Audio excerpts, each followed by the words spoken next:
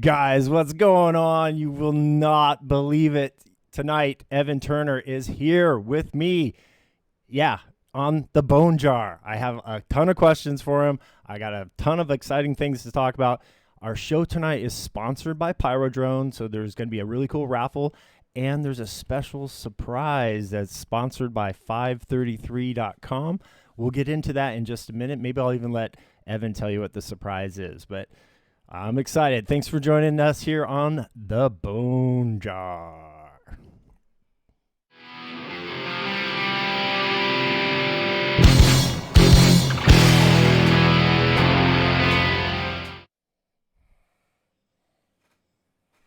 He's here, guys. Evan Turner. Hey, Evan, what's going on? It's so great to see you, man. Ever since you confirmed a couple weeks ago, I've been like, the show's coming, the show.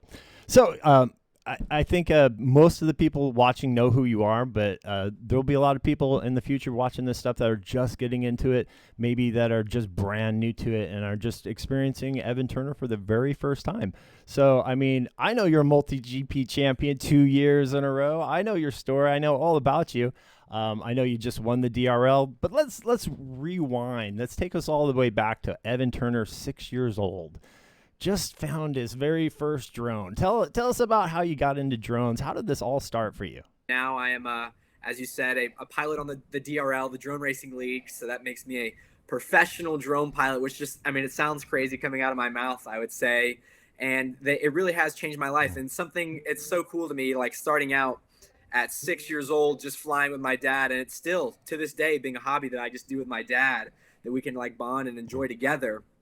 It's really so cool that that's kind of turned into a job and possible like career path for me. And, you know, even if this all goes away tomorrow, I've experienced so many awesome things thanks to drones in the community that I wouldn't trade it for the world. So I'm very, very fortunate for all the opportunities I've been given. And I'm kind of to the point now where I want to try and give back as much as I can. And getting on this podcast was something I was really excited for to come talk to you guys. Oh, dude, thanks, man. I really appreciate that. So your dad got you into it. Your dad came out and said, hey, here's a drone, go fly it. I mean, what kind of drone was it? What was the very first drone you had? What kind was that thing? I think I have a picture. I think I just posted on my Instagram a couple of days ago of it.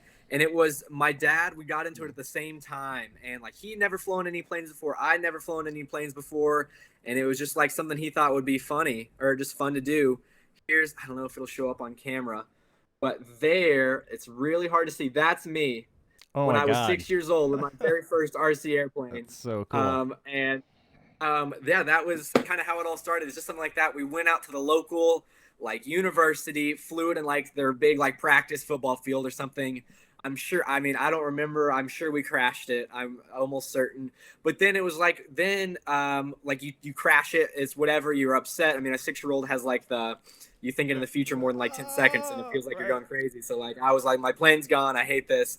But like then you have to go back, learn how to fix it, rebuild. And it was just learning from that very beginning. And then the next time you fly, I got a little bit better. And it was just like that little bit of excitement to see that like you fixed this thing or like you were doing it with your dad and he was just as excited as you were because he's never flown before either. And it was just a really cool just hobby that I got to do with my dad. I didn't think anything of it. And even now, I don't like to think of this as like, oh, I'm trying to make a living for myself. You know, this is what I love to do. I would pay to do this. And I have in the past to do all these things. And so, yeah, I am very, very lucky. And my dad and my parents and my whole family have been so supportive of all the things that I've gotten to do. And it wouldn't be possible without them. And, you know, again, started out as just a little 6-year-old who wanted to fly an RC plane with his dad. And here I am. So you mentioned building. So do you still build right now? I mean, what's the last drone you built? Yeah, if my dad's watching this and if other people are watching this, they'll give me a hard time. So my dad, I guess I started at 6. And of course, you give a 6-year-old and tell him to build an airplane. They're probably not going to do too well. So my dad was very big into building all my planes in the very beginning, and I would sit there and help him as much as I could, but he would get mad at me for losing tools and not shining the light or the right way and just things like that. Right. But then as I got older and I got into racing more, this was just, I guess now 3 or 4 years ago, he was building my drones initially, but then I was like, well, that doesn't look good, or this doesn't look like, and he was like, all right, well, you need to learn how to build them. Actually partnered with Armando, and there's a crazy story to Armando. Now we still have a great relationship, but he is a guy that kind of reached out to me saying he would be happy to build and maintain my drones, and so he builds for the most part all of my the quads that I race in, like the multi GP championships and so forth. Wow, we all And need an Armando. How'd you meet yeah, Armando? you He know, he came he's he great. contacted you. Well, so I've known he was in the community, a guy that I've met at multiple races, and I kind of reached out on Facebook to ask, saying that what I was looking for is someone to build some Mm. drones for me, help him maintain them. And he reached out as one of those guys saying like, yeah, I'm happy to. And I was timid at first, like something like these drones when you're racing and it's so like important to you, it's really hard to like the most recent quad I built or worked on, etc., was the Tiny Trainer. Armando's hosting races in St. Louis, doing these spec races with a Tiny Trainer. So I've got mine right here. Mm-hmm. So this is our Tiny Trainer, which is as you can see, it's a 3-inch size drone, toothpick esque, and it's meant to it was meant to help me train for DRL. So I actually have the Racer 4 right here, which is the DRL drone, and so this is like, as you can see, like a baby version of it Wow, that is so to cool. Yeah. help me practice for the DRL. And Well, that's and go ahead. now might be a great time to tell everybody what our special giveaway is. You were nice Yeah, enough to donate something to the show today. What are we gonna give away in our raffle in a few? yeah. So we are. I saw you guys were doing a raffle, and I wanted to contribute. Of course, you guys bringing me on the show, I was really appreciative. So we are going 5 through 3 is going to donate a Tiny Trainer frame kit, which is the frame you're seeing here. It'll come with the black or cyan prints, the light blue, the orange are a little special. I got from Armando, I guess. And then we're also donating the motors. So we have spec motors. These are the Tiny Turner motors. It's a cheesy name, I know, I know. No way, dude. That's awesome. But That's awesome. yeah, it's a cheesy name, but they are the 1404 4533 kV motors that we are recommending for the Tiny Trainer that we do all these spec races with all across the country.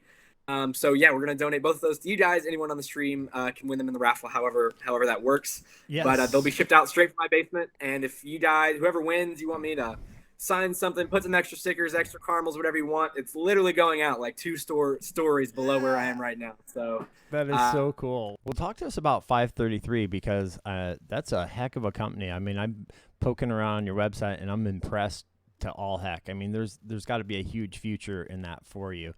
How did that come about? How did you start 533?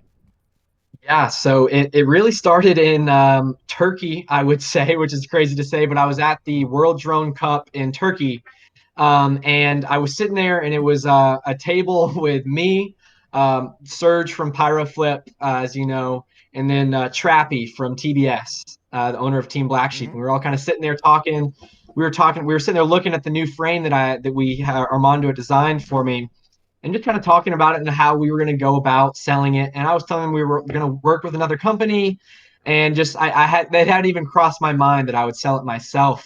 But they were obviously two of the most respected people in the industry, and I thank them all the time for kind of pushing me in this direction. But they were saying that, like, it wouldn't hurt to, throw up a website, buy the frames yourself, put them in a package, and just sell them yourself. Why not try it? And I, at this point in my life, this was, like I said, it's probably about 2 years ago, a year and a half ish. I had, when people asked me what I wanted to do, I had no idea. Of course, drone racing was not what it is today. And I mean, even to now, I don't want to, drone racing is not some long-term career for me. It's obviously Oh. something I'm very excited for Mm. right now, but it's like any professional athlete. I probably more than likely will not be here in the position I am. So I'm trying to make the most of it while I can. And so I was always unsure of what I would do outside of racing, and I'd never found something that like really excited me for work to work like to it could be something bigger than just racing or flying RC like I have my entire life. Mm-hmm. But after they can kind of gave me that idea, I got into again. I called Armando on my way back, sitting in the airport. It was in the Washington airport, DC airport, and I was like, "Hey, man, like, what do you think about like us doing this ourselves?" And kind of, it was really luck. I've been very lucky several times, meeting the right people at the right times, as far as like getting a website built. And it's so much of this. I've been very fortunate to find like, just like the guy who built our website, I helped him get his first quad going at a Tiny Whoop race in like 2 years prior, and it was just like he knew who I was, and I was just like his tiny boop didn't work, and I was like, let's fix it, and I went over there, got it working, and he was so appreciative, and then he kind of got wind of, and he had started several successful businesses in the past, and he caught wind of me getting into this, and he was a huge help. His name is Matthew Hill. It's been a huge help to me from the very beginning, and I still have meetings with him like every month, kind of like as my mentor almost. So and there were so many things like that of just I obviously was able to have pretty good connections within the industry already with being sponsored pilot in the past and going to races and meeting people. So that was very, very helpful because I wasn't going into an industry that I wasn't familiar with. I was very familiar with the industry. That's And such two, an I interesting thing that you brought up about like doing customer service at school. So like you must live a double life. Do the people at school like you're sitting in algebra, like do the people like next to you like, hey, that's the guy who was just on the DRL who's like the world's fastest freaking drone pilot. I mean, do they know yeah. how many people at school know your life? Are you Batman or what? What's it like? I would say as nerdy, I guess if we go way back, I really was almost like shy and like embarrassed about being like the flying drones all the time. And oh, what are you doing on the weekend? Oh, nothing, but I'm going to a drone race in X place and stuff. But now, it definitely got to the point where it was a little bit harder to hide. I would say, like especially with the business and everything, it got to something where I was I'm a senior in high school, and if I'm worried about that, then I'm not going to be anywhere in life. So I was just like, who cares? I'm passionate about this. I love doing this. I've gotten to the point where not many people have gotten in the industry or whatever they do. So people have started to find out more and more about it. The school, obviously, I actually went homeschooled for a semester just to travel and go do all the races that I could. People were like, "Where'd you go for 6 months?" And I was like, "Well, I went and traveled like all of Europe and Asia to fly drones."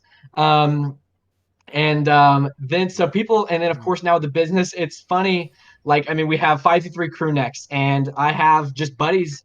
Then they'll like, oh, that's a cool sweatshirt. Where'd you Awesome. get it? So, have you ever thought about doing like flying a plane in real life or getting your pilot's license or doing something like that? Yeah. So Tell I'm me getting my about that. Oh, really? yeah, yeah. Oh. So I have been in aviation my entire life, of course, and I've been interested in planes and anything that flies for so long. But of course, I'm not going to college, so I'm trying to make up, like backup careers, things to put on a resume, and just if all this stuff falls through tomorrow, like what would I do? Um, so I decided I was going to go into getting my pilot's license, and I told myself when I started DRL that if I won the world championship, that I would reward myself and go get my pilot's license. So I won DRL, which I was very, very happy about. And I Congrats. was like, okay, well, let's go get a pilot's license. So I went into my local airport, told them what I was looking to do, and they were all for it. They had a local flight school, which has been great. But I've been in it for about 2.5 weeks now. I think I have like 12 or 13 hours flying. I'm flying for people who are interested, I'm flying a Cessna 172. But hey, I don't What know yet. I don't know. I'll what put some other time.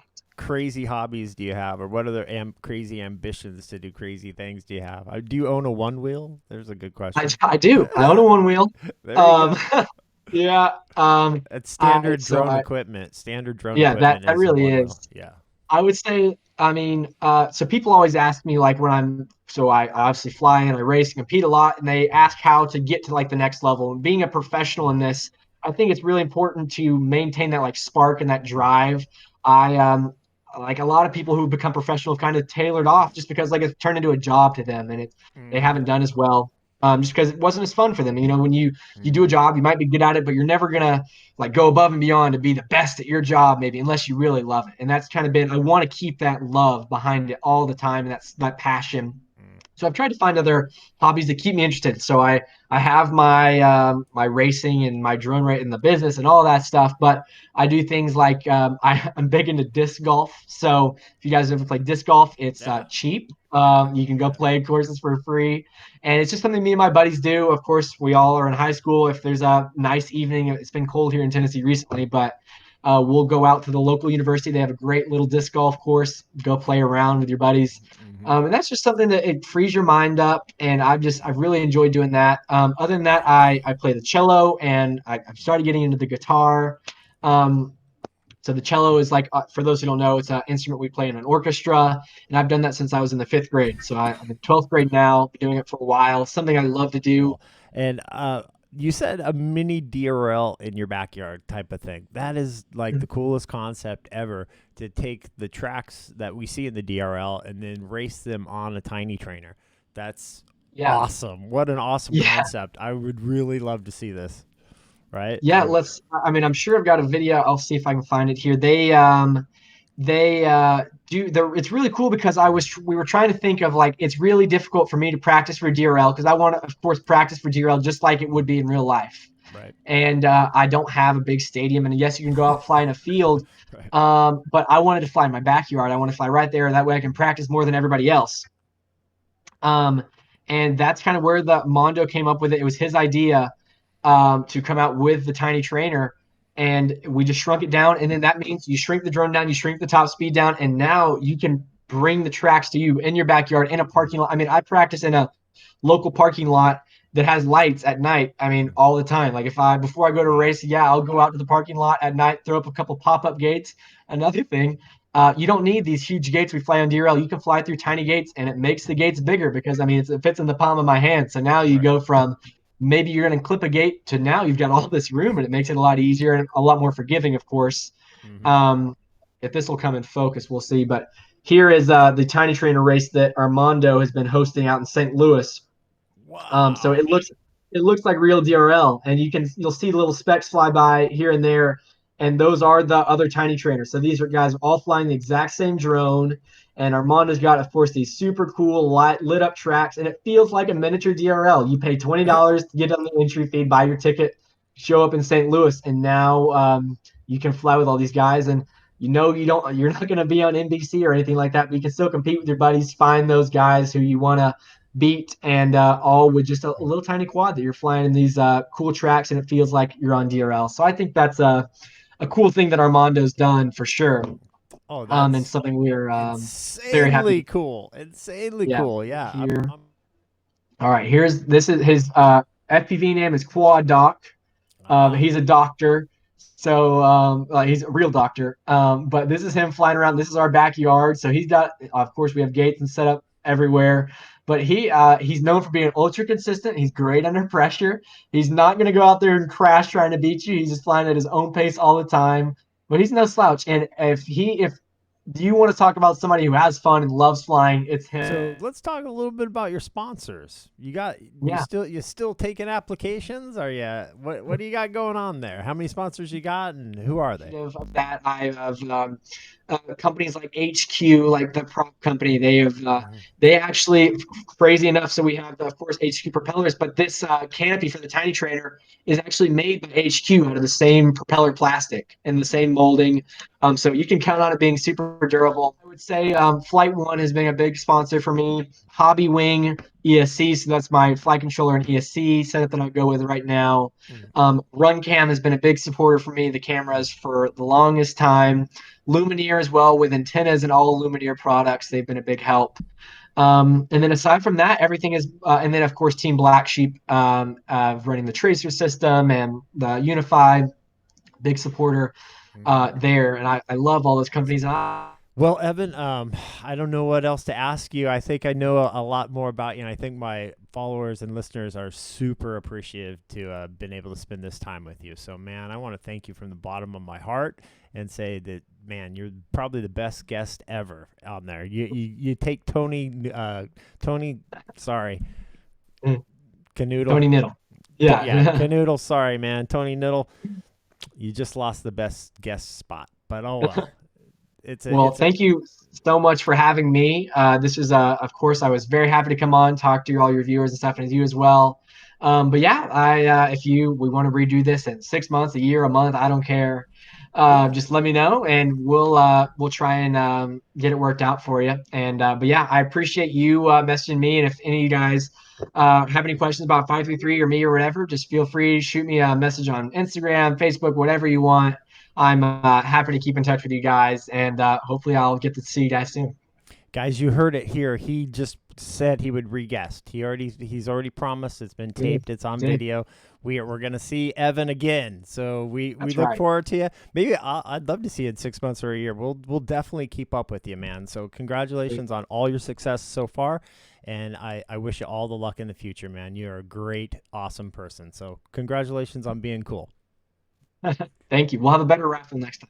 Oh, no, that was awesome. Awesome. All right. Thanks, Evan. I appreciate it. You guys on the Bone Jar, thank you so much for hanging out with me. It's been a pleasure. You guys do nice things for other people. Be nice, be cool. We'll talk to you guys soon. Aloha. Excuse me, sir. Out of the way, Pick.